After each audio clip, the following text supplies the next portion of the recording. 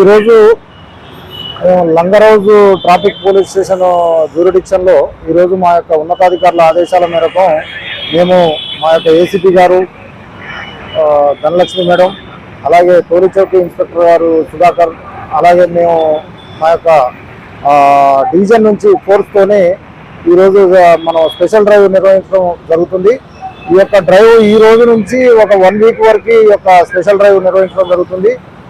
అది ముఖ్యంగా ఈ యొక్క టింటెడ్ గ్లాసెస్, ఈ హెవీ వెహికల్స్, ఈ మాడిఫైడ్ వెహికల్స్, అలాగే ఈ యొక్క ఎంక్రోచ్మెంట్స్, ముఖ్యంగా ఈ యొక్క రోడ్లని ఎంక్రోచ్మెంట్స్ చేయటం, ఈ రాంగ్ పార్కింగ్, దీనివలన ఈ యొక్క ప్రజలకి చాలా ఇబ్బంది, అసౌకర్యం కలుగుతుంది. కాబట్టి దీని మీద ముఖ్యంగా మేము ఫోకస్ చేయడం జరిగింది.